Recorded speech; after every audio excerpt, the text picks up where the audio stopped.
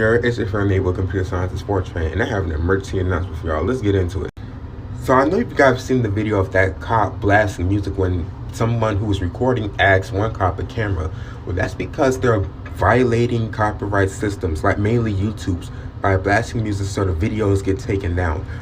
But your friend neighbor computer scientist Fortune always has a solution. Let's get it. My solution is using Deezer Software Speeder, which is an audio separation tool built on AI to remove the copyrighted music. So I created a mini thread on Twitter, on my joke Twitter, University of Unfono, and where people could submit videos and stuff, so I could start training the AI on the copyrighted music. And you could also download it at the GitHub, you know, to start using it. I'm also gonna put it in an app, so you don't really have to do like command lines and stuff like that. So yeah. If you live in Nova Scotia and have never heard of Africville, you need to listen to this. Centuries ago, black people in Nova Scotia initially settled in a community called Africville to avoid racism within the city. Despite paying taxes, Africvillians had no running water, no electricity, no paved roads, and no garbage disposal. Instead, the province built undesirable developments including a prison, factories, and sewage pits in Africville and labeled the village as a slum. In 1962, Halifax City Council voted to demolish Africville to use the land for industrial developments. And so many people were forced out of their homes with no payment for the destruction of their property. The displaced residents of Africville were forced to drift apart, with many of them moving to Halifax, Montreal, Toronto, and Winnipeg. Today, Africville has become a symbol for why it is so important for people to stand up against racism and intolerance. When you realize that white people literally own nothing in this country, including the name Caucasian, because they went to the Caucasus Mountains and accused the Asian people that were living there of not being real Caucasians. So they took them to court in America to fight over the name and the right to be called Caucasian people, and the Asian people lost, so now we call white people Caucasian. But y'all aren't ready for that lesson though. And we are back with new news. A Dutch photographer on Friday released modern images of an Egyptian king, Akhenaten, and Queen Nefertiti, and white folks are outraged and in an uproar. So a police officer, family member of mine, gave me some advice. Said if you ever get pulled over, act really gay, act really flamboyant. And I'm like, that's not a problem, but why? So he's like, oh, they don't ever want it to be accidentally labeled as a hate crime. I'm like, why are they worried about hate crimes? They mess with black and brown people all the time.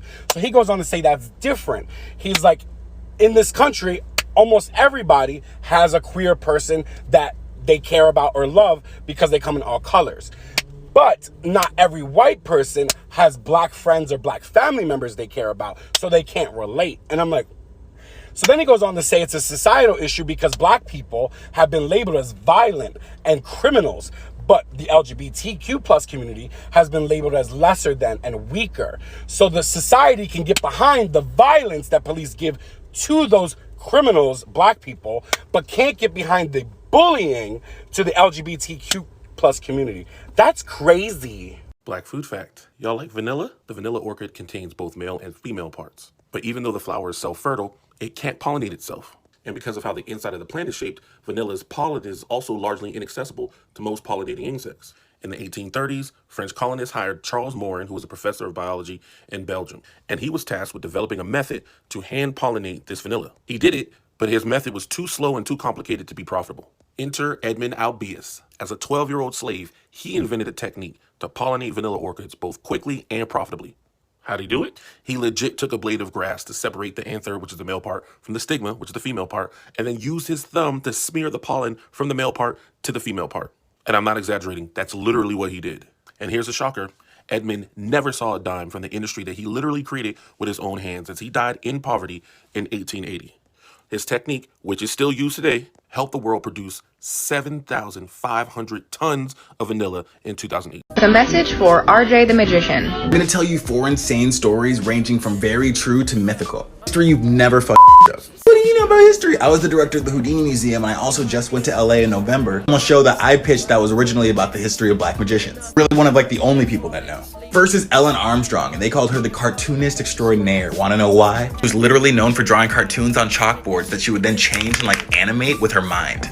Sick. This is Henry Box Brown, a favorite. He dipped his hand in acid so that way he could look so bad. He didn't have to work so he could ship himself to freedom. From Virginia to Philadelphia in a box the size of a suitcase. Then he became a magician, moved to England. Lamont Barkley was a magician who apparently met Houdini. Houdini didn't go by the name Escape Artist. Barkley did. Houdini saw that, said, has a nice ring to it, and stole the idea. Also, legend Houdini got him drunk to learn how to pick handcuffs. This is debated. That's in the book The War Magician, story of how Jasper Maskelyne and his magic gang hid tanks for the British government and helped defeat Hitler. Said it all started with a magical black man. Eventually cursed his family with magic powers. I didn't say it.